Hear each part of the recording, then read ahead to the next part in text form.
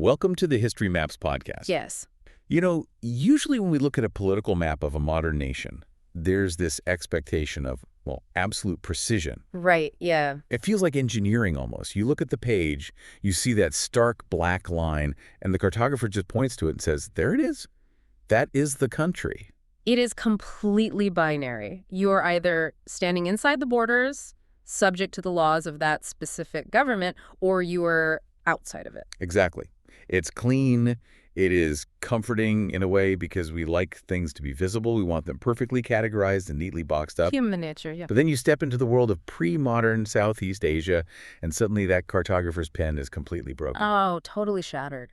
We are looking at a geopolitical landscape that is, honestly, it's murky. The lines blur, the borders shift with the seasons, and power isn't about lines on a map at all. Not even a little bit. So today, we are undertaking a deep dive into the Lan Na Kingdom. This was known as the Kingdom of a Million Rice Fields, and it thrived in present-day northern Thailand from the late 13th century all the way through to the 16th century. And to really understand how this society functioned, we are drawing on a deeply rich collection of sources. We have a lot to work with here. We do. We have the local historical chronicles, the history of the Yuan dynasty from China, customary law texts from the era like the Mangresat.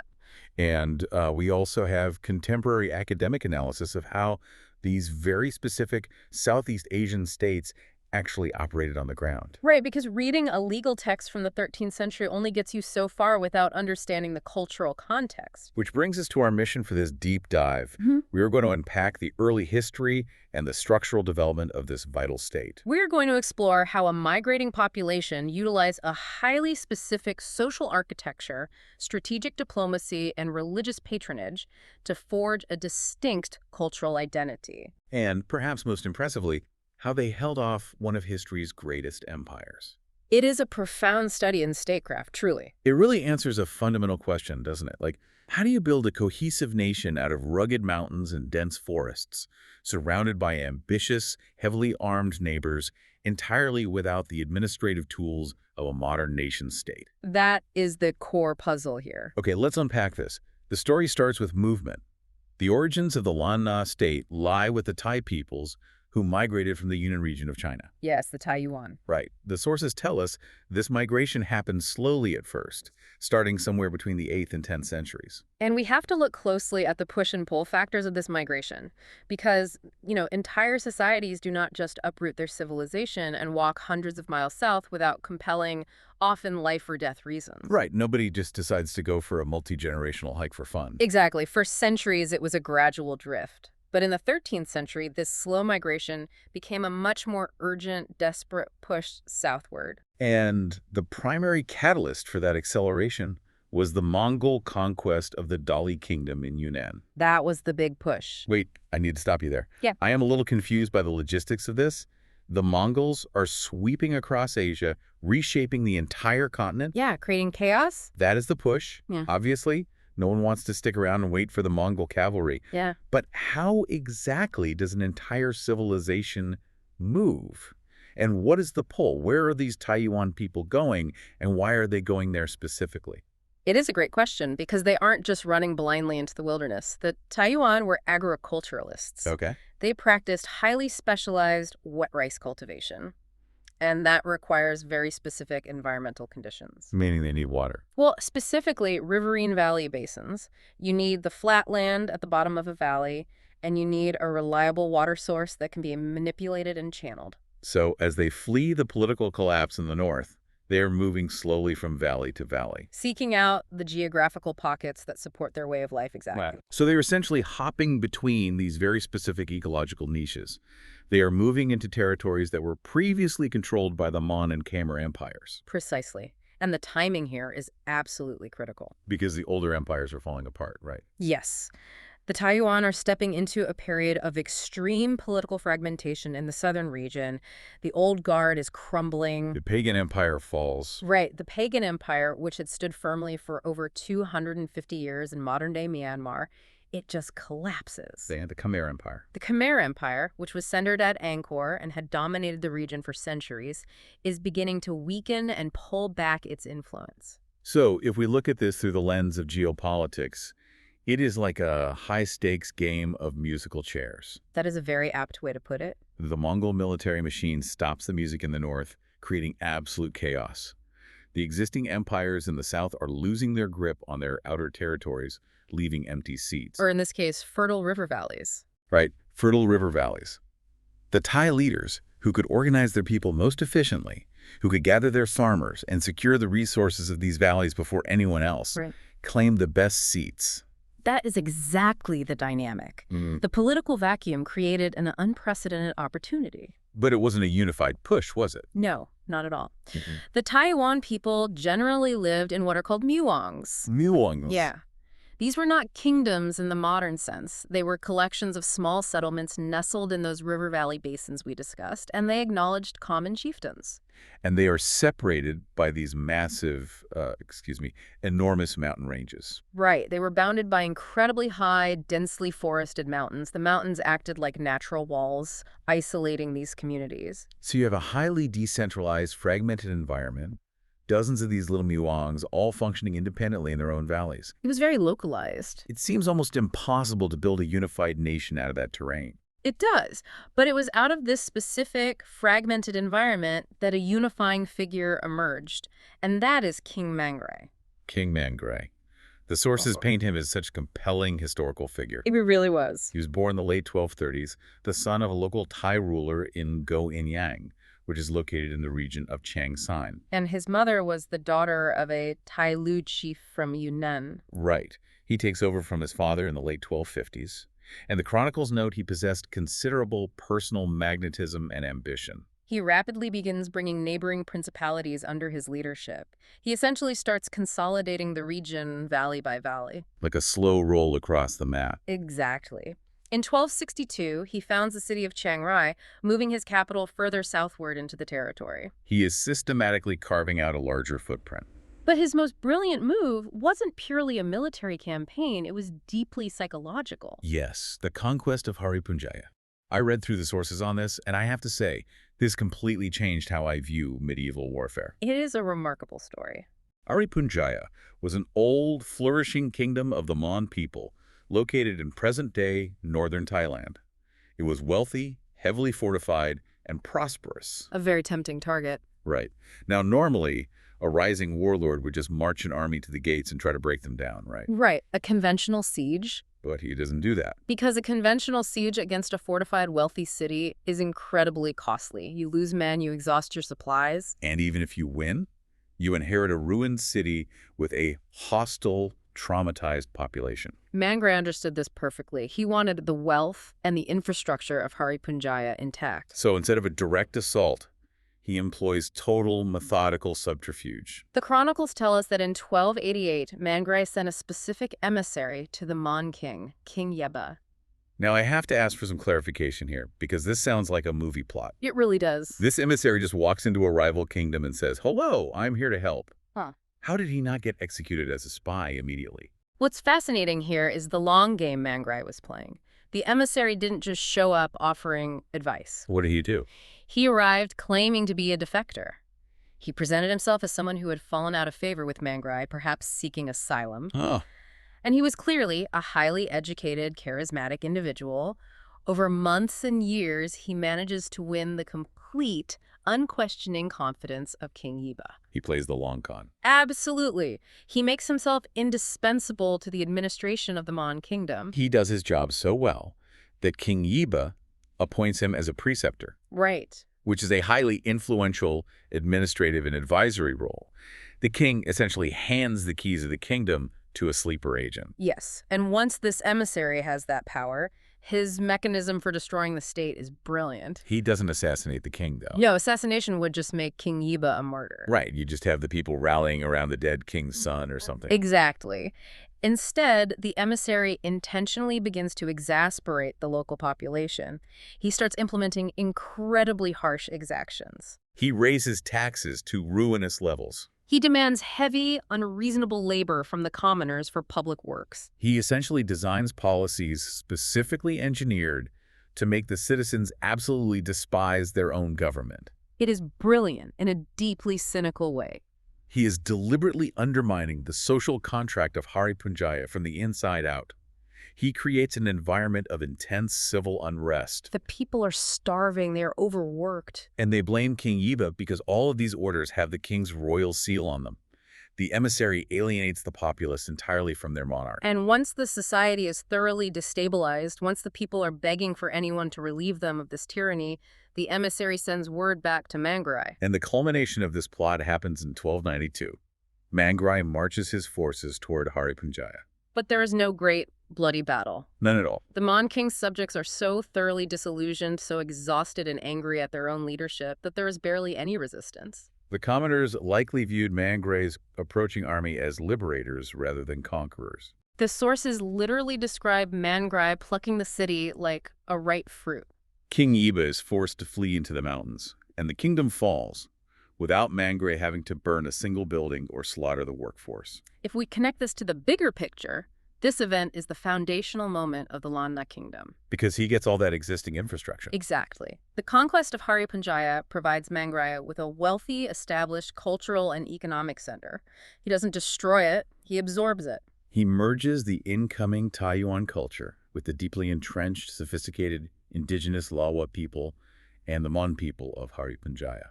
This amalgamation creates the very dynamic, culturally rich society that goes on to define Lan Na. It makes you think about how external pressures force innovation. Mangrai didn't just conquer, he absorbed and reorganized. Had to. But gaining territory is only half the battle. Keeping it, especially when you are surrounded by larger, heavily armed powers, requires an entirely different geopolitical strategy. Precisely. Mangrai was a brilliant tactician, but he was also a realist. He knew that he could not possibly face the looming threat of the Yuan dynasty, the Mongols, if he was simultaneously fighting border skirmishes on his southern and eastern flanks. He needed absolute stability in his immediate neighborhood before he could turn his shield to the north. Which brings us to the famous Pact of 1287. Mangrai forms a crucial alliance with King Ramkhamhaeng of the Sukhothai kingdom to his south and King Gamwang of the Phayao kingdom to his east. These are the three great Thai kings of the era. They control the three major power centers of the region. But maintaining an alliance between three ambitious monarchs is notoriously difficult. It is. You have three powerful men, all accustomed to absolute authority, trying to share a border. And the interpersonal dynamics recorded in the chronicles are highly illustrative of the volatile political realities of the time. According to the legends, King Gamwang and King Ramkhamhaeng had actually studied together as children. They were close friends. They were. But later in life, a severe, deeply personal conflict arose. Ramkhamhaeng allegedly seduced Ngamwang's wife. You can imagine the geopolitical crisis this causes. You have two kings of neighboring vital states, essentially on the brink of a bloody war over a profound personal betrayal. And this is happening right at the moment when they desperately need to be uniting against the Mongol Empire, which is currently subjugating half the known world. The timing could not have been worse. Mangrai sees his entire southern flank about to dissolve into civil war, so he steps in as the mediator. He recognizes that the survival of all three kingdoms depends entirely on their unity. The chronicles say Mangrai manages to cool the tempers.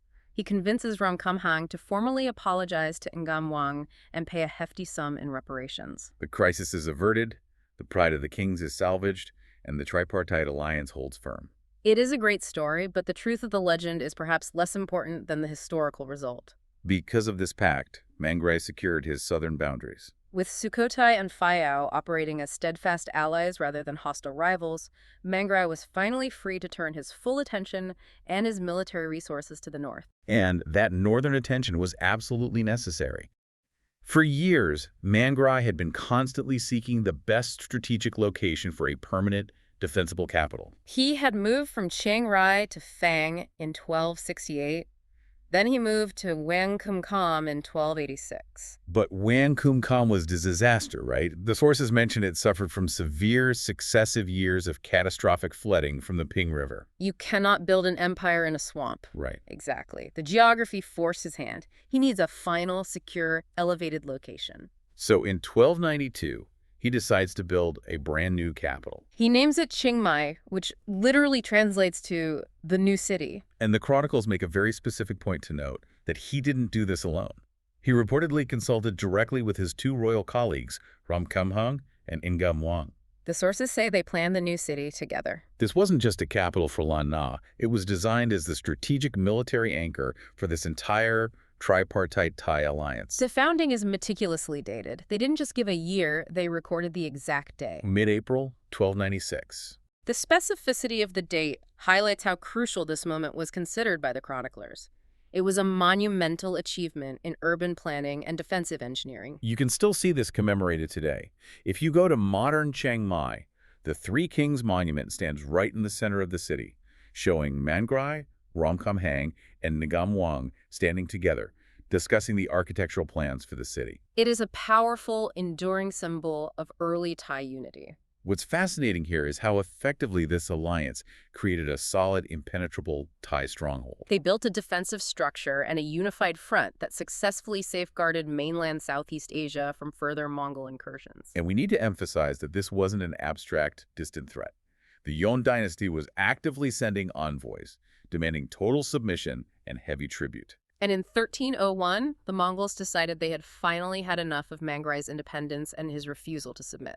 They send their greatest force against Lan Na. The sources say we are talking about an attacking army of 20,000 Chinese soldiers and Mongol archers marching directly into the mountainous terrain of northern Thailand. Okay, I am genuinely confused here. How on earth does a brand new city, founded barely 5 years earlier, fight off the greatest military machine on the planet? It seems impossible. The Mongols had conquered China, the Middle East, parts of Europe. How does a coalition of rice farmers in the jungle defeat 20,000 imperial troops?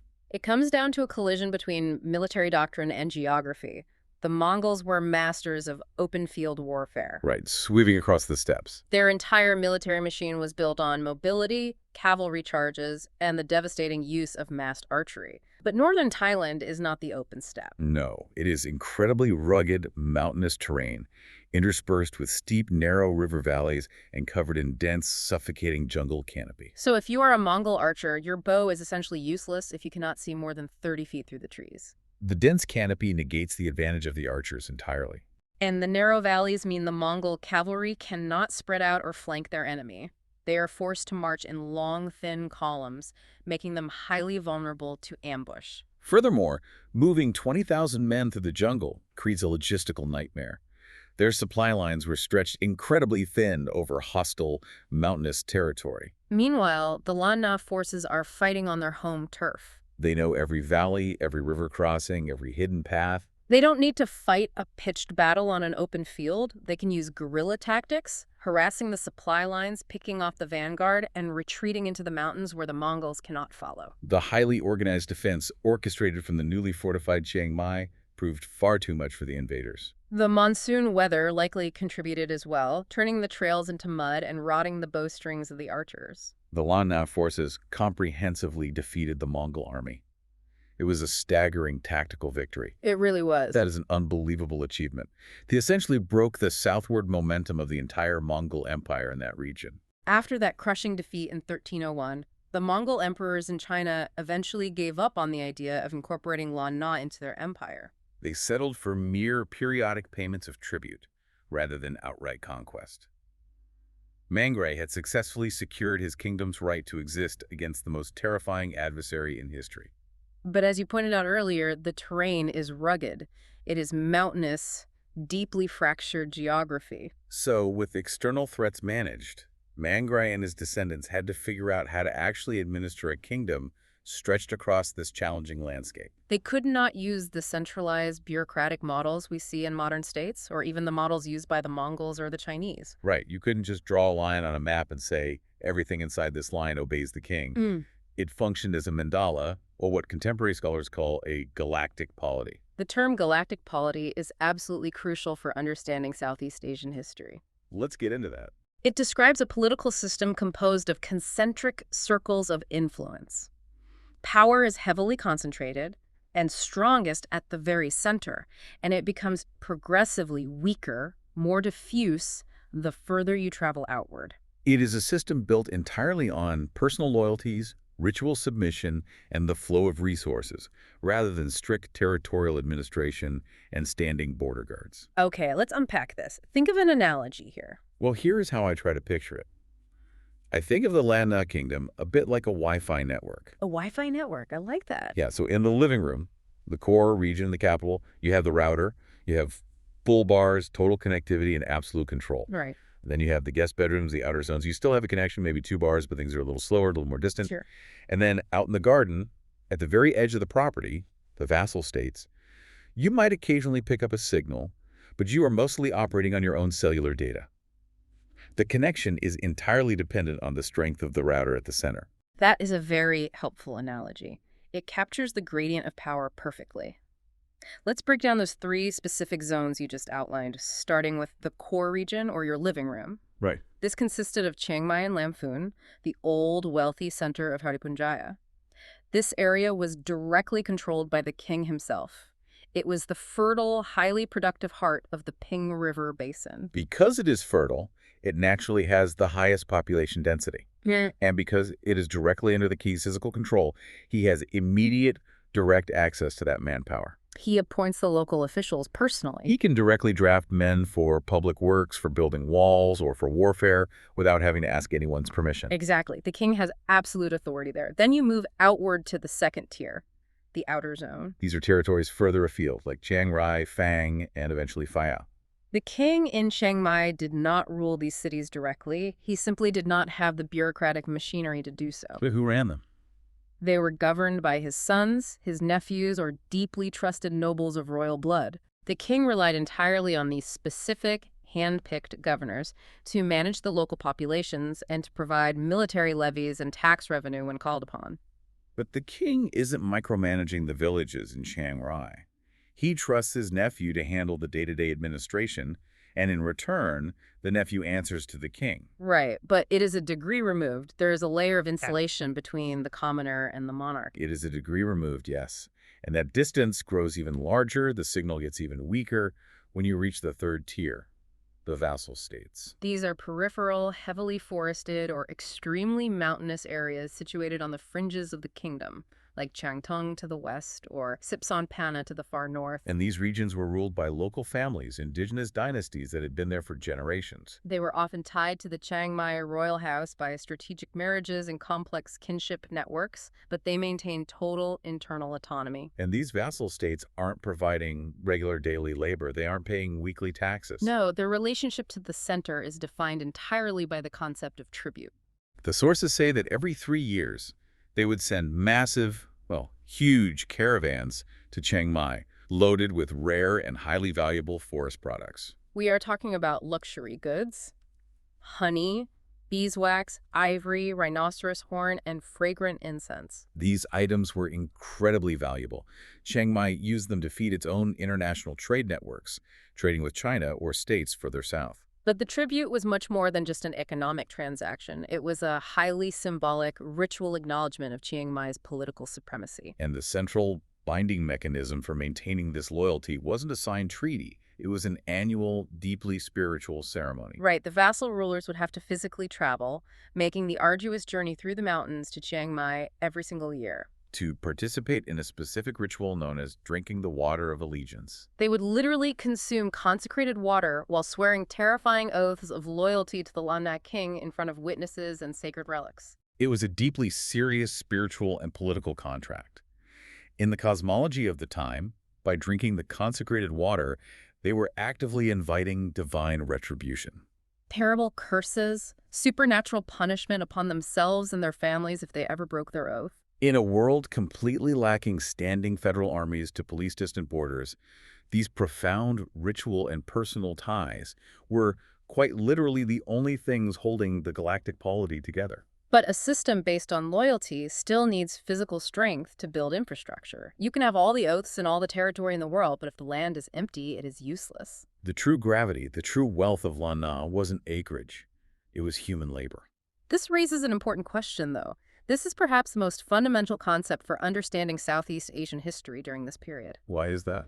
Because in a sparsely populated, mountainous region covered in thick jungle, controlling people was infinitely more vital than claiming empty tracts of land. Land was incredibly abundant. You could walk for days without seeing a village. But manpower, the physical strength required to clear forests and plant rice, was intensely scarce. So, How do you organize and control people when they are scattered across dozens of hidden, isolated river valleys? You cannot just send a census taker with a clipboard and a government badge. Lan Na utilized a highly structured, almost military-style system to organize its commoners, who were known in the social hierarchy as the Fray.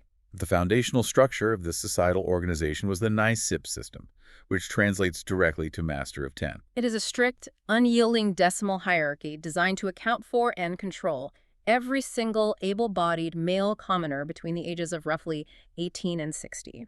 Let's walk through the math of this hierarchy, Yeah. because the specificity is staggering. Sure. For every 10 commoners, there was one appointed NICIP. He was personally responsible for the labor and the behavior of those 10 men. Then, for every 5 NICIP, you had a NIHACIP who controlled 50 men. 2 of those reported upward to a NIROI, the Master of 100. And it scales up rapidly and logically from there. 10 NIROI reported to a Kaufan, a master of 1,000. 10 of those reported to a Kalmun, Master of 10,000. And at the very top of the provincial hierarchy, reporting directly to the king or the governor, you might have a Khao-san, a master of 100,000. I have to push back on this a bit, or at least admit my confusion. It sounds incredibly rigid, almost like a modern military platoon structure or a corporate org chart. It does. How did a society of decentralized rice farmers come up with something this mathematically precise? It doesn't seem like the kind of system that just evolves naturally, organically in small villages. You are absolutely right to question that, and historians strongly suspect it did not evolve locally. The NICIP system was very likely adapted from foreign administrative models. Like, from where? Specifically, it resembles Chinese or Mongolian systems like the Baojia system used during the Song and Ming dynasties for social control and taxation. The Mongols also famously used a strict decimal system to organize their sweeping cavalry armies. As the Thai peoples migrated south, or as they interacted and traded with these northern empires, they observed and adapted this highly efficient method of human organization for their own survival. It makes perfect sense when you consider the threats they faced. If you are King Mangrai and you need to raise an army to fight off a 20,000-man Mongol invasion, you don't have weeks to send riders valley to valley asking for volunteers. No, you tell your Kasan you need troops, and the order trickles down the decimal chain rapidly. The Master of 10,000 tells the Masters of 1,000, and so on, until within days, every single NICIP is marching his specific 10 men to the capital.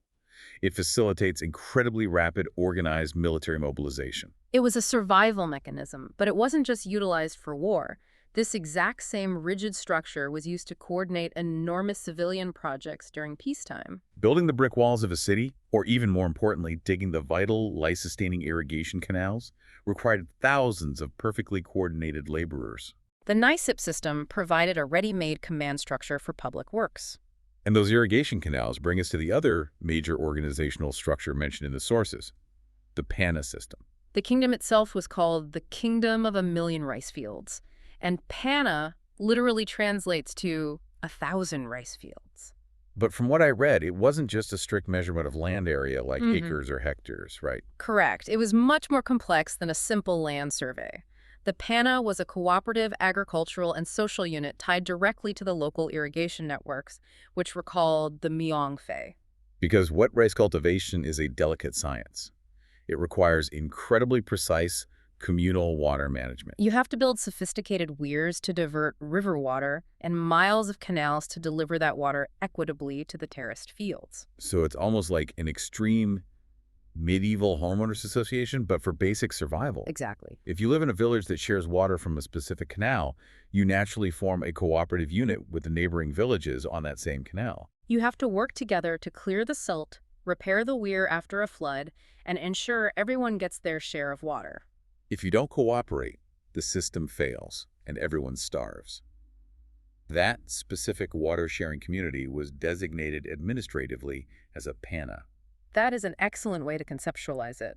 The NICIP organized the men mathematically, and the PANA organized the ecology and the agriculture based on the flow of water. It is a highly managed, deeply interconnected society. And to understand how it functioned on a daily human level, we need to look at the social classes within this structure. At the top, of course, you have the aristocrats and the royal family. Then you have the vast majority of the population, the Fray, the freemen. The Fray were the absolute backbone of the state. They were technically free citizens, but they were subject to the corvée labor system. This meant they owed the state a very specific amount of physical labor every single year. They might spend 3 months farming the king's royal lands, or fighting in border skirmishes, or hauling bricks to build infrastructure. They could not simply pack up and leave. They cannot abandon their designated NICIP. Their labor was the tax they paid for living in the kingdom. And below the fray in the social hierarchy were the ka, which translates to slaves or debt slaves. But the sources are very clear that we must not view this through the horrific lens of transatlantic chattel slavery that modern audiences are familiar with. Slavery in Lan Na was a remarkably fluid, often temporary social category. How so?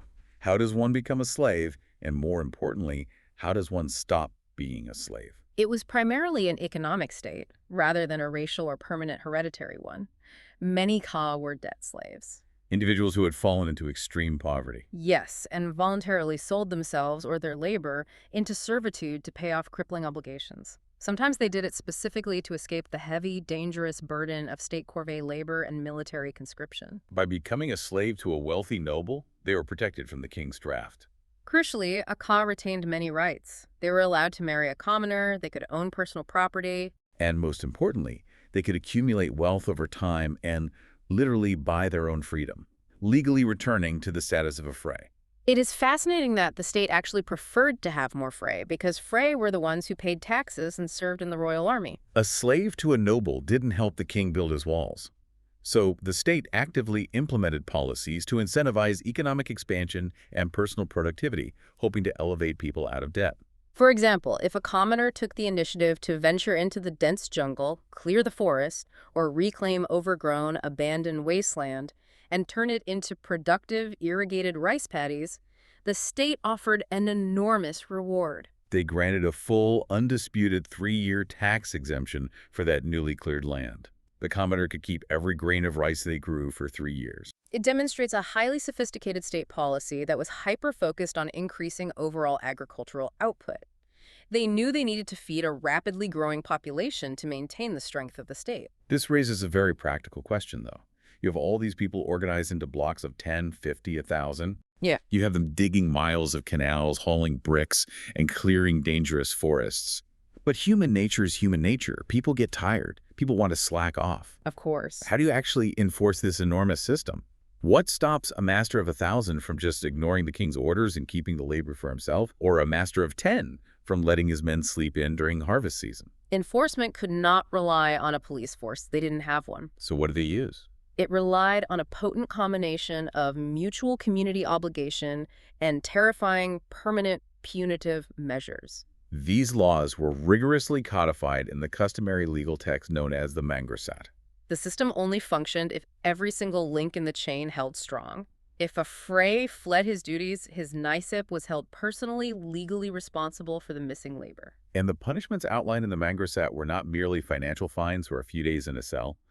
The sources detail punishments that are psychologically brutal. If a superior, from a powerful Kelkusin all the way down to a lowly master of 10, was found to have seriously neglected those under his command, or failed in his assigned duties to the state, the law prescribed a very specific, irrevocable punishment. The offender would be forcibly tattooed on the forehead. You have to understand the cultural context of Lan Na to grasp the severity of this. In their culture, the head is the most sacred, spiritually elevated part of the human body. To have your personal failures, your dereliction of duty, permanently and visibly inked onto your forehead was an unfathomable, inescapable disgrace. The law texts themselves describe this specific punishment as being deemed literally worse than death. It resulted in total social exclusion. No one would trade with you, no one would marry your children. You became a permanent outcast. So you have a society bound incredibly tightly by this decimal organization, reliant on cooperative irrigation, and held in line by the threat of ultimate social exile. Organizing labor through fear and math built the canals and the city walls. But as the kingdom grew, the Lan Na kings found an even more potent, subtle tool for binding these disparate, isolated valleys together. They realized they didn't just have to use fear or strict organization, they could use spiritual authority. Exactly. Religion, specifically Buddhism, became the ultimate mechanism of statecraft. Under rulers like King Ku Na in the late 14th century and later during the reign of King Tilak, who ruled from 1441 to 1487, Theravada Buddhism evolved. It wasn't just a personal faith practiced in quiet reflection. It became an institutional, structural pillar of the government itself. The sources highlight a pivotal move made by King Na.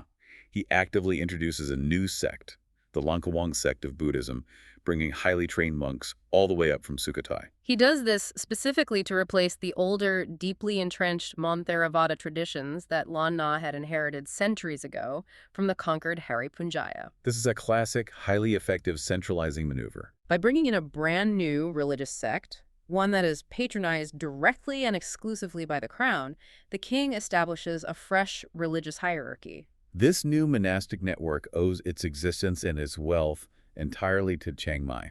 They look to the king for their authority rather than relying on the older, localized monastic networks that might still harbor local loyalties or resentments against the central government.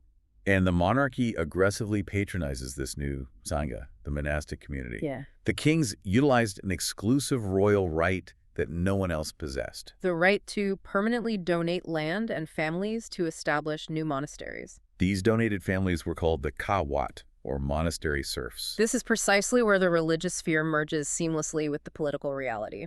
Only the king had the divine and legal authority to permanently exempt laborers from the state corvée system and dedicate them in perpetuity to serve a monastery. So what does this all actually mean for the galactic polity? If you think about it, it's essentially political franchising. Franchising. Let's explore a hypothetical scenario here. Imagine you have a governor in the outer zone, maybe up in Phayao. Over the years, he is getting a little too wealthy, a little too independent. A threat to the center. Right. He has thousands of phrase under his command, he is skimming tax revenue, and the king in Chiang Mai is getting nervous. Naturally. But the king cannot just send an army to arrest him because that sparks a civil war. So what does he do? The king declares that he, in his infinite piety, is funding a magnificent new monastery right in the center of that ambitious governor's territory. The king travels to the region. He solemnly consecrates the land. And here's a political genius. He removes hundreds of laborers from that local governor's direct control and legally assigns them as kawat to the new temple. The governor instantly loses a huge chunk of his workforce. He can no longer tax those families, and he cannot draft those men into his personal militia. Exactly. The king installs a permanent, untouchable institution right in his rival's backyard. The monastery is funded by the king, the monks are loyal directly to the crown, and it completely bypasses the local governor's authority. And the absolute brilliance of it is the optics. The king executes this political kneecapping while accumulating immense religious merit and public adulation. The governor cannot complain or try to stop the construction because to oppose the building of a sacred temple would be a profound religious offense. It would turn his own people against him. It is an entirely nonviolent way to check the power of regional rivals and project central authority into the periphery. The consecration of this monastic land was solemnized using a very specific Sri Lankan water-pouring ceremony. This wasn't just a quiet prayer. No, it visually and ritually cemented the king's role as the ultimate provider of both spiritual salvation and agricultural prosperity. The water poured onto the earth tied the success of the local crops directly to the king's personal piety. This strategy of utilizing religion for political cohesion reaches its absolute zenith under King Tilak. His reign, from 1441 to 1487, is widely considered the golden age of Lan Na. He fundamentally understood the power of visual spiritual propaganda. Tilak utilized relic worship on an unprecedented scale. He didn't just build stationary temples. He turned the state palladia, the most sacred, powerful physical objects in the kingdom, into touring symbols of central authority. We are talking about legendary statues, items of immense cultural weight, like the Emerald Buddha, which is carved from a single piece of solid jade, and the red sandalwood Buddha. Tilak would order these incredibly venerated images to be taken from their resting places in the capital and paraded across the kingdom in elaborate processions. Consider what it would be like for a rural villager in a distant valley. Right. They've never seen the king. They had never seen the capital. But suddenly, the ultimate symbol of divine favor, a legendary artifact, is brought directly to their region, accompanied by the king's royal procession, musicians, and guards.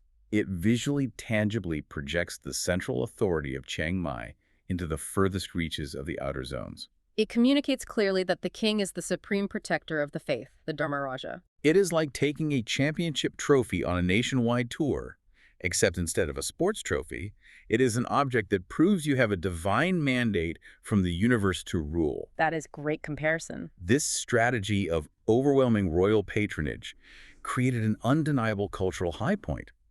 The art, the architecture, the literature of this period in Lan Na are truly stunning. But here is the tragic irony of the whole situation. And this is where the story takes a dark turn. The exact strategy that built the state's cultural unity contained the financial seeds of the kingdom's eventual devastating unraveling. If you actually run the numbers on the economics of this piety, it becomes clear that it is mathematically unsustainable. Every single time the king donates land and assigns kawat to a new temple, those resources are permanently, irrevocably removed from the state's tax base. The temple does not pay taxes to the crown.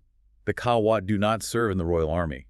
They do not maintain the state irrigation canals. The wealth is locked up in the religious sector, and this brings us to the early 16th century, specifically the reign of King Wangkeo. If you read the chronicles, his reign is often remembered fondly as a period of cultural flourishing, a continuation of the Golden Age. But behind the scenes, if you look at the ledgers, he is draining the treasury at a terrifying rate. He is making extensive, staggering religious endowments. Building grander temples, donating more land. But he is also spending wildly on secular public works.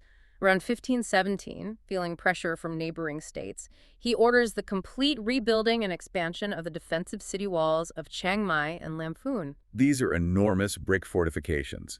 The cost in labor and raw materials is staggering. But he doesn't have the labor force anymore. Because so much of the productive land and the working-age population is now locked up in those tax-exempt monastic estates. He's pulling the remaining fray away from the rice fields to bake bricks and build walls. The economic fallout of these policies is severe and incredibly rapid. Because laborers are building walls instead of planting rice, agricultural output plummets. Food becomes scarce. And within a span of roughly 30 years, the kingdom experiences a crushing inflation rate of 40%. I have to pause here because this blew my mind when I read it. How do you get 40% inflation in a 16th century agrarian economy? Right. They aren't printing paper money. They are using silver and a barter system. How does the value of goods collapse so drastically? It is a classic supply and demand crisis exacerbated by fixed currency. The state still demands taxes, often paid in silver. But because food is incredibly scarce due to the labor diversion, the price of rice skyrockets relative to silver. The common people's purchasing power vanishes. The silver they have buys less and less food. But the commoners living in these valleys had no concept of macroeconomic monetary policy. They didn't understand inflation or labor shortages. So how do they explain the sudden collapse of their livelihoods? In the absence of economic theory, they turned to the supernatural. They blamed angry local spirits. They blamed terrible astrological conjunctions. The social anxiety recorded in the texts was profound. The fundamental contract to the state, the promise that the king's piety provides stability and agricultural prosperity, was visibly breaking down. The king was building walls, but the people were starving. And when the economy falters that severely, the politics inevitably shatter. Following the end of King Wangkeo's direct line around 1526, Lan Na plunges into a period of extreme violent instability. The Golden Age is definitively over. The nobility essentially tears the weakened kingdom apart from the inside. Over the next few decades, the political situation is pure chaos. 5 successive kings are deposed, forced to abdicate under threat of violence, or straight up murdered in palace coups. The specific administrative mechanism that was supposed to prevent this exact scenario, the Privy Council, fails completely. Right, King Tilak had instituted this Privy Council generations earlier. It was a brilliant idea on paper. It was meant to build consensus among the high aristocrats from all the different widespread regions of the galactic polity so they could peacefully elect a strong, unified successor if the royal line faltered. But instead of building consensus, the council fractures into bitter, warring regional factions. The stress on the system exposes the old geographic cracks. You see a stark, violent divide emerge between the Western nobles based in the core region of Chiang Mai and Lamphun, and the Eastern nobles based around the outer zones of Chiang Rai and Jingkang. The galactic polity is literally splitting along as old as geographical fault lines. The router is broken, the gravity of the center has failed entirely. The desperation among the ruling class reaches an absolute peak in 1546. The factions are so deadlocked, the assassinations are so frequent, and the civil war is so exhausting that the nobles do something completely drastic. They realize no one from Lan Na can hold the throne without being murdered by a rival faction. So they invite a foreign royal to take the throne of Chiang Mai, hoping an outsider can impose order and stabilize the realm. They send an invitation to Prince Sethafrath. He's a Laotian prince from the neighboring, and currently very powerful and stable, kingdom of Lan Na. But here's the crucial, almost tragic detail that highlights their desperation. Prince Sethafrath is only 14 years old. They put a 14-year-old foreign boy on the throne of a fractured, starving, bankrupt kingdom in 1546. It is a desperate move that fails miserably. The boy king stays in Chiang Mai for barely 2 years. In 1548, he receives word that his father has died back in Laos, and he urgently needs to return to his home capital of Luang Prabang to claim his rightful Laotian throne. He abandons Lan Na, and he doesn't leave empty-handed. When Sethethrath departs Chiang Mai, he takes the ultimate symbol of Lan Na's spiritual legitimacy with him, the highly venerated Emerald Buddha. He removes the palladium of the state, the very object King Tiluk used to project divine authority, and he takes it across the border to Laos. It is a devastating symbolic blow. It is the final nail in the coffin of their morale. He leaves Lan Na completely stripped of its most sacred relic, devoid of leadership, and plunges the kingdom right back into renewed, bitter civil war. The factions resume fighting over the scraps of a rapidly depleting nation. Exhausted by decades of internal strife, the heavy burden of taxation, crippling inflation, and severe depopulation from constant regional skirmishes, the society simply collapses. The NICEP system breaks down.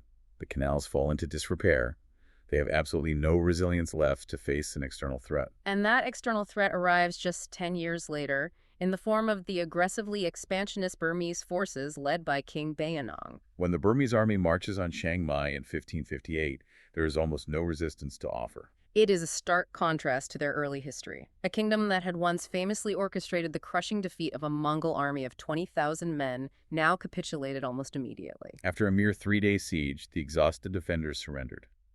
On April 2, 1558, Chiang Mai falls, beginning over 2 centuries of Burmese suzerainty. If we connect this to the bigger picture, the fall of Lan Na wasn't just about a stronger neighbor showing up with a bigger army. The Burmese just pushed over a rotten tree. It was a complete, tragic structural failure from within. Exactly.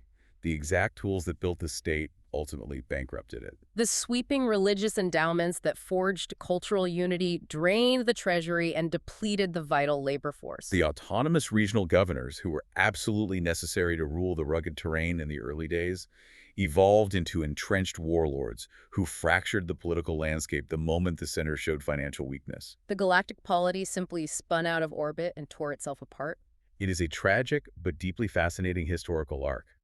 Today, we have unpacked how a migrating people, the Tai Yuan, arrived in a fragmented, mountainous landscape and built a highly sophisticated galactic polity from the ground up. We explored how they used brilliant, albeit terrifyingly rigid, labor systems like the NICEP and the PANA to extract life from isolated mountain valleys. We saw how they held off the mighty Mongols through strategic alliances and an intimate knowledge of their geography. And we examined how they created a rich, visually stunning Buddhist culture that continues to define Northern Thai identity to this very day, even if the political state itself fell. The history of Lan Na provides us with a true masterclass in how pre-modern societies attempted to solve the fundamental human problem of organizing vast numbers of people without modern technology. They couldn't rely on digital censuses, rapid communication, or standing armies. They relied entirely on complex personal loyalties, highly structured labor hierarchies enforced by severe social pressure, and a shared state-sponsored belief system. And that leaves us with a profound question about the very nature of a state. If a nation is bound together primarily by personal oaths, the specific charisma of a king, and heavy religious patronage, rather than hard defensive lines on a map and standing federal armies, what actually happens to that nation's identity when the center goes bankrupt and the king is deposed? It is something to ponder.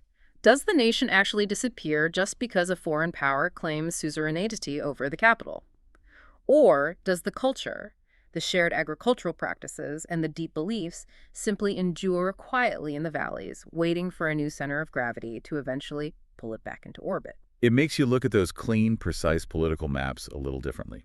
You realize that long before the cartographer's pen drew binary lines separating the inside from the outside, the real borders were drawn in the minds of the people, held together by oaths, the flow of water, and deeply held belief. Thank you for listening. History Maps. Learn history visually.